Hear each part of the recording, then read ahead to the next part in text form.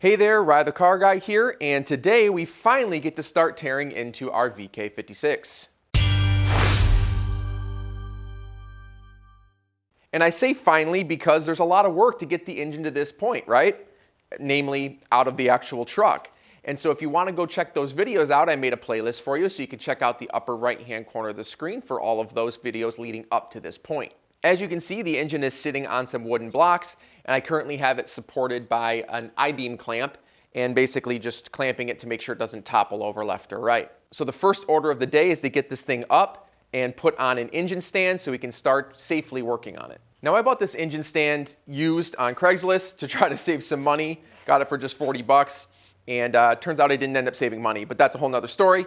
If you want to hear it, remind me on one of my live streams and I'll tell the story. But this one's going to be designed a little bit differently than the ones you find in stores. Mostly it's these little mounts here. These mounts generally have a little sleeve on them, and they're already welded to this mount here. I just have to make my own sleeves, but other than that, the process will be the same. So you'll have 4 arms. I'm going to have 2 installed here in just a minute. And then you just take a bolt, you slide it through this, and you screw it into the block where the transmission to engine bolts go in.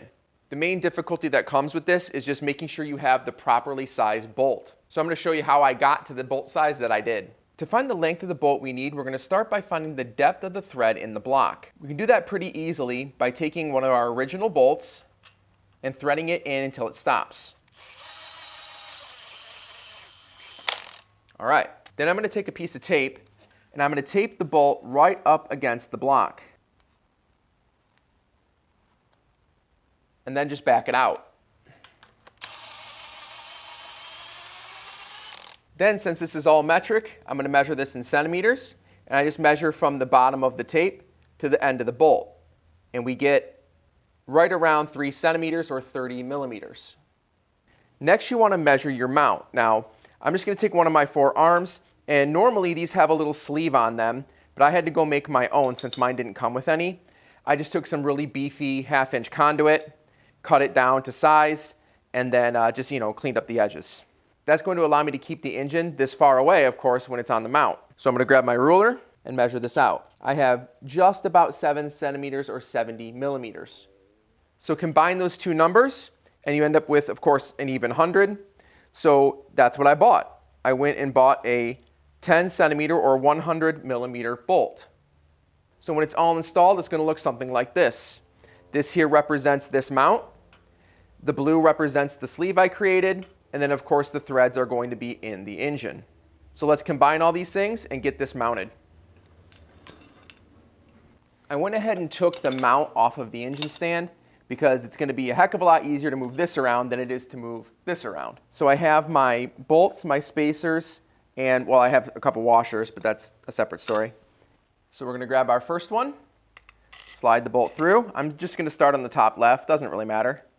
Slide my spacer on. There we go.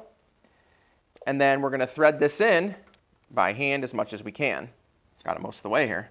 Then I'm going to very carefully swing it up. Do the same thing on the upper right. This one I can't go any further with my fingers, but there's a good amount of threads in there, so we're going to leave that as is and finish up the bottom ones. Once those are all hand threaded, I'm just going to not use my actual impact. I'm on the lowest setting and just run them in. Probably use the right size, huh? These are 22 millimeter.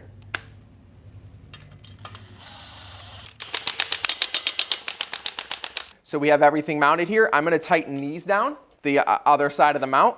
These are 19 millimeter for me. Obviously, it could very well be different for you. There you go. That bell means we're done. Now that this is connected, we're just going to take our engine hoist, transfer it over to that, lift it up, and then we just need to put this one peg into that one hole. I'm going to grab some chassis lube and lube this up just to make it easier to go in. This will, of course, help it go in a little bit easier, but also when we rotate the engine in the mount, this will definitely help that process as well, especially since I'm doing it alone. All right, I have my engine stand. I have it at the full weight. I'm going to pull it out just so we have more clearance. And we're just going to transfer the load leveler from my little strap from my I-beam over to the engine lift. There we go. If you want to see more information on this lift, check out the upper right-hand corner of the screen where I have a review and an assembly video. All right, there we go. Tighten that down. We're at the same height here. Snapped in place. And now I'm just going to loosen this. Well, actually, let's get this up a little bit here. There we go. Excellent. So the weight's been transferred. Looks like it's pinched in here a little bit. There we go. And now, do our final prep on our engine stand. The engine stand has wheels, but you know, why move it around once it's mounted? So just put it near where you want it to be, and we're just going to lift this and throw it on. Oh, well, this is interesting. Looks like this isn't wide enough, so I'm actually going to rotate the engine and rotate the stand and then meet them up that way. Then if I want to, you know, have the engine in this orientation, which I do, I can just rotate it afterwards. That looks pretty good. Push it forward. All right, rotate. There we go. Hey, wow. I'm going to have to move it a little bit. I want to level it. We'll have to lift it a little bit more too. There we go. That should do it. Nice. Awesome. I'm going to cinch this down. It's my little stay. Now we can release our ram nice and slow. There we go. Excellent. We're on. I'm just going to disconnect this for now. Very gently set it on here. Take that off in a minute. Let's get this lift out of here. I am officially pumped. I love working on engines like this. It's been 20 years since I've worked on an engine like this. And I'll tell you, you may not know this, but if you go back on my videos a bit, I actually disassembled my Mustang engine while it was still in the engine bay. And this is going to be far, far preferred. All right, now that it's up, we're going to remove the load leveler, the slingers, and then we're going to start attacking the front. We're going to take off the pulleys and the accessories that are left, what the alternator's left. But we're going to remove those, and then we're going to get a little bit of cleaning done before we end the video. So let's keep going. All right, before I continue, it's nice out, and I tore my jeans, so my jeans are becoming jorts. Do people normally take these off when they do this? Yeah. Sweet, dude. How do I look? I think I cut them too high. All right, Ride the Car Guy. DIY videos and fashion advice. Let's move on.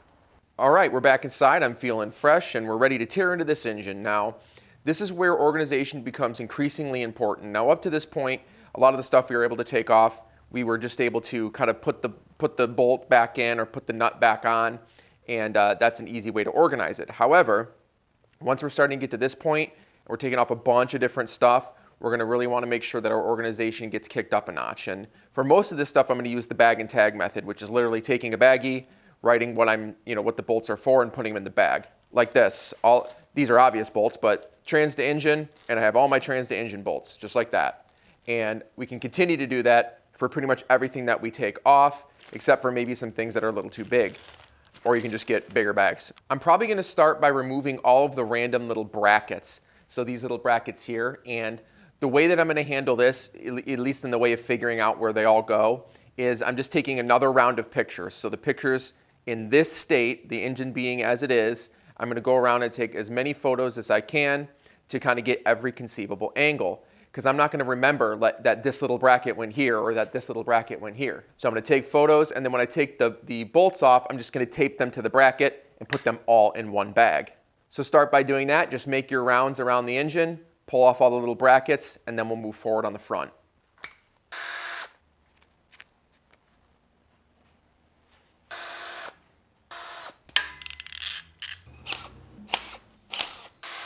All right, all of our various little brackets are off. And next I'm going to remove the idler pulley and the tensioner pulley. And normally you wouldn't have to do this. This can stay on the front cover, and this can stay on the tensioner when you pull it off. But I'm going to take these off, sand them, and paint them just to clean them up. So if you don't plan on doing that, just skip this step. These should both be 14s. Let's take a look. Yep. So pop those off and we'll continue.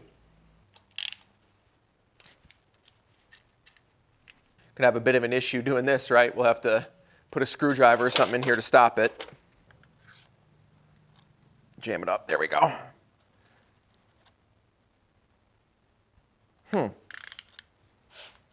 Is this reverse threaded or something? Because I am really, yeah, interesting. This one's reverse threaded. Righty loosey, lefty tighty. Awesome. Next, let's remove our tensioner and our alternator. 12 millimeter on these. I'm really liking this part because stuff is moving so fast. I'm an impatient man. All right. Up here, how many do we have left? Looks like just one on the alternator, holding it in. And then we have this bracket we can remove right after. Looks like we got, it looks like a 14. Yeah, 14. Let's clear my fingers here. Woo, that might need a breaker or an impact. Ooh, you know what? We got space, let's use the impact. I'm not about to do more work than I have to when I have this much clearance. Hell yeah. All right, so now, just support with one hand and back it out. It should be pinched in anyways. Push up a little bit. There we go.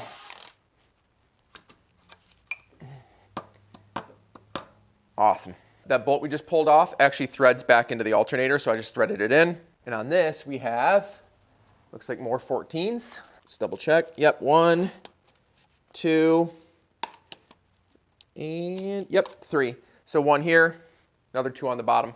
Let's pop the bracket off while we're here. Oh, got it on weak setting.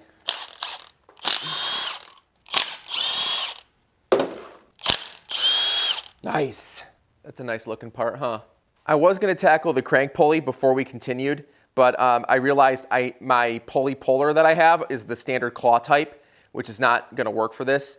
These are actually threaded holes, and they require an M6 by 1 thread pitch. I need to either go buy or rent one of those to continue this, so I'm just gonna leave this as is. We're gonna clean the block and probably take a little bit more off the top, and then we'll call it good, and then the next video we'll tackle this one.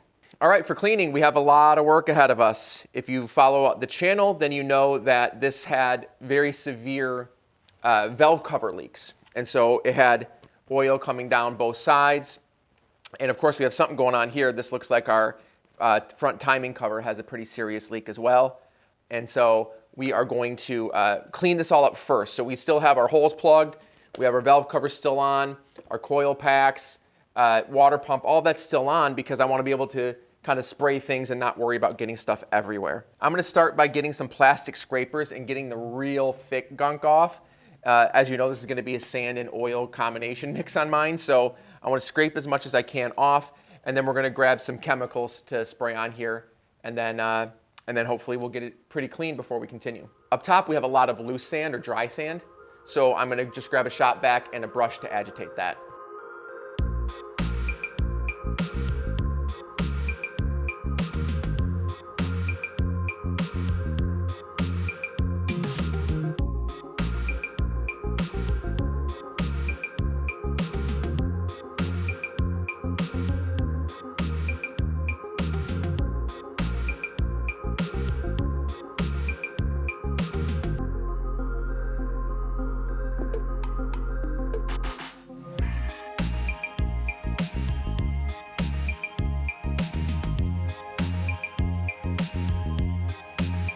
All right, next up we're doing some engine degreasing, and the nice folks over at Super Clean sent me a kit of their products, so I'm gonna use their foamer, and we're gonna hit this whole side here, let it sit, try to get some of it off here. So let's give it a try.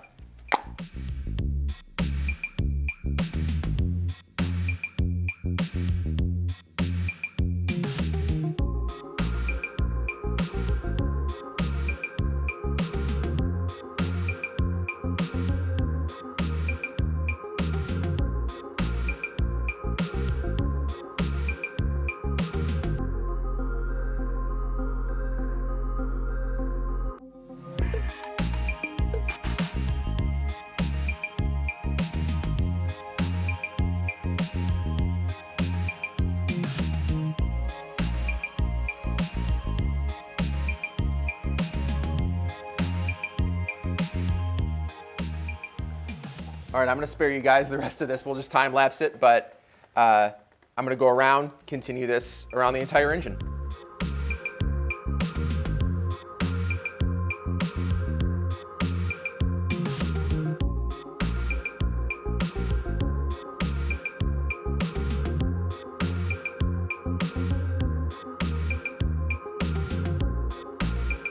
All right, it's starting to look like an engine down the sides here. I left the front alone for now. We're gonna deal with that once we get the crank pulley off. And really the goal here isn't to make this perfect. What I'll probably end up doing is once I have everything stripped off, taking out the block and power washing the sides of it. But regardless, we got a lot of dirt and grime off of this thing, and that's gonna allow us to disassemble it without getting stuff everywhere and just being generally dirty. And it's gonna allow us to disassemble things without dropping a bunch of gunk into the things that we're uncovering. Super Clean also let me know that they want to give you guys some products. So for the first week that this video is out, I'll have a link down in the description where you can click on it, just fill out a simple form, just name and email address, and I'll select someone to get some free product from Super Clean. All right, let's grab our shop vac. We're going to clean off the top end here, and then we'll do a little bit more disassembly before we call it quits today.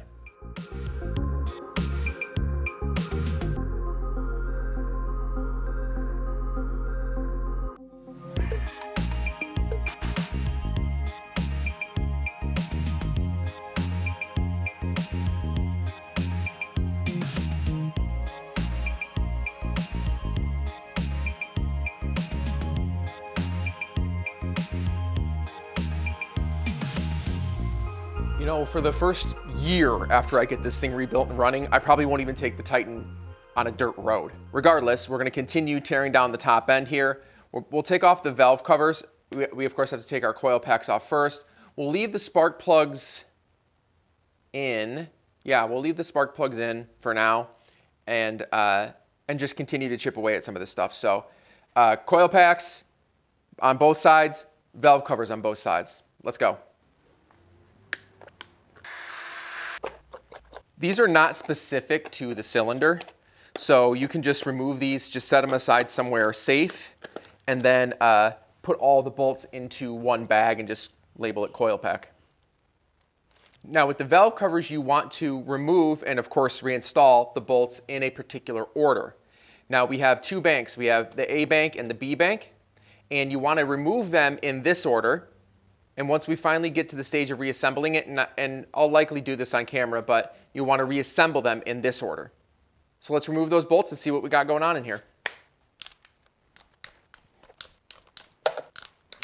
All right, I have recently done this, so this should be easy to remove, but sometimes these things are pretty stuck on here, and you do have to put some RTV where the plane, basically the plane changes. It goes from this to this, and so there's going to be a little bit stuck up there, but the rest should come off relatively easy. And you want to use, I'm using a plastic scraper, and you just want to be really careful because you don't want to mar the surface of this. So if you use something metal, just be super gentle with it. There we go. And you have the seals around the spark plug wells to contend with as well. So just make sure you're not, you know, ranking on those. All right, so pull that off, and you're going to find that, as you can see, this is stuck in here. So just be gentle pulling that out.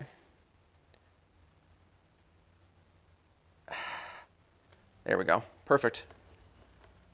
Grab that and set it aside. All right, repeat on the other side.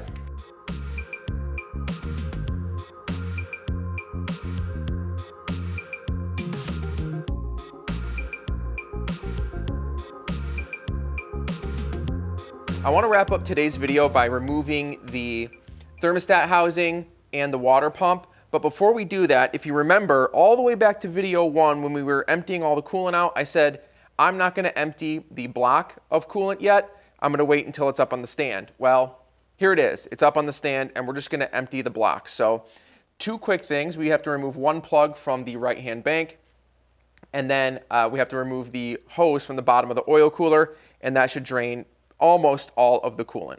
The drain plug over here is right below the first hole, the first exhaust port, and it's just a little 14mm bolt. So let's pull that out. Probably gonna have to, yeah, I'm gonna get a hammer so I don't bust my knuckles.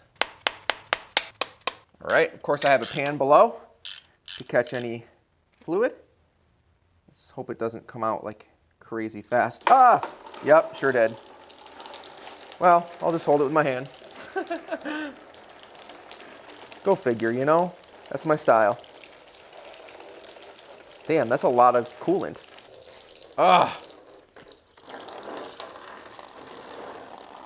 All right, good enough. I'm putting this back in just so I don't have to store it somewhere. Guess what I get to use again? Yay, more floor absorbent. I think I might be the king of spilling shit.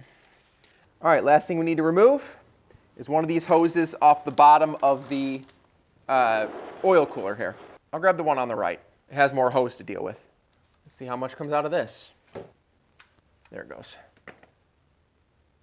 Please don't be a lot. Oh, jeez. It's a lot. Okay. I'm gonna wrap this in plastic. I'm just creating a little funnel. It's weird, but it's gonna do its job.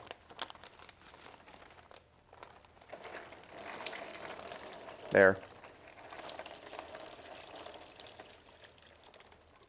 Since we're down here, I'm gonna pull this one off as well because I'm gonna pull this whole hose off coming down from the thermostat housing. Pop that off. There we go. To finish this line off, we have a little 10 millimeter here, a little 10 millimeter there, and of course this hose clamp up top. There we go. Sometimes you just gotta break this shit loose. So I'm just gonna throw these back in for now. Not ready to deal with that. And this should presumably slide off of this. There we go. Not necessarily needed because we can of course just pull it off as one assembly, but it's less to deal with when I do it. The other end here, this hose, is gonna be two 12 millimeter? Let's take a look here. Yeah, those are 12s. So pop these off. That'll be the other side of the oil cooler. And again, slide the bolts back in. In fact, I'm gonna just grab the gasket too. Just throw those in. All right. Let's go pull everything off the top. Let's do our water pump next. There is 1, 2, 3, 4, 5, 6. 6 bolts. 12 millimeter, just pull them off and pull the assembly out. On the top one, be careful of your housing over here. There we go.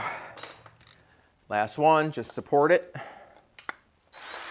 Woo, even more.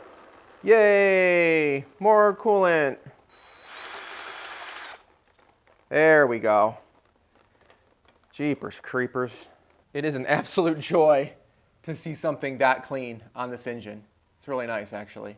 All right, let's pull off the top housing and we'll call it a day. We have 1, 2, 3, 4, 5, 6, 7, and then this little hose here runs back, and there's one back here as well. So that's 8 that we need to remove to pop this assembly off. And we also have this harness in here, looks like maybe knock sensors or something, that is connected to this as well. So we should just pull this off. See if I can not break this one. How did I do? Yeah, there we go. Nice. You just pull this tab up and it slides off. And that way we can pull this out, and we'll pull these sensors off, I don't know, next time. They appear to be more 12 millimeter. Let's double check. Yep. Okay, just breaking these loose.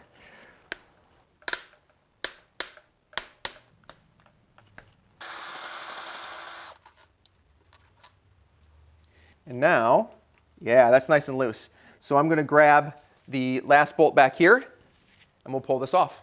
Our last one back here, that looks, yep, also a 12, excellent. All right, now let's just take this off the front. There we go. Of course, we're gonna drop liquid in there. Very fun.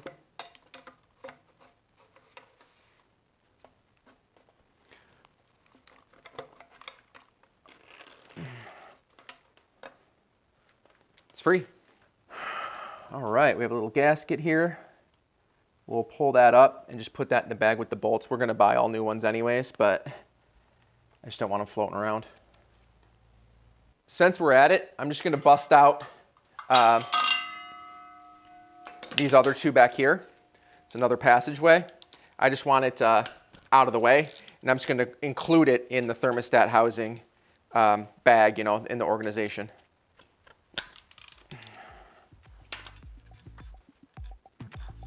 I am super, super thrilled with the progress we made today. We actually got quite a bit done. Things are looking good on the sides. We actually got some gunk removed from the sides here, and there's still a lot of cleaning to do, but we're gonna do that as we go from this point forward. So as we take things off, I'm just gonna clean them as individual pieces. It's just gonna make it a little bit easier. Under the valve covers, things look pretty decent. No surprises there. I had the valve covers off just a couple months ago when I was doing that job. And I'll tell you what, pulling the water pump off and seeing that super clean, fresh aluminum under there gives me motivation to just keep on going and get this thing as clean as I can. So definitely look out for cleaning videos. In fact, I actually have a cleaning video that I made on my second channel just for the heck of it. I cleaned off some really, really sandy parts. So if you want to check that out, go ahead and click that link. Speaking of clean, if you're watching this video within the first week of it being released, you can throw your name in the hat for some free super clean product. Just scroll down in the description, there'll be a link. Give me your name and email address, and then I'll choose someone at random after the end of the week, and I'll have Super Clean send you some free stuff. In the next video, we are going to tackle the, probably continue on the front. We're gonna grab the crank pulley off, and we'll pull off the timing cover, and then, I mean, maybe get to the heads. That would be really cool, depending on how long the front end takes us. If you liked this video, please, please, please scroll down and click that like button. Be sure to subscribe for more content like this. And if you feel like this video helped you save some time or some money, you can sort of send me a tip. Scroll down, send me a super thanks using the thanks button down below. And if you'll excuse me, I have a whole lot of cleanup to do, so we'll see you in the next one.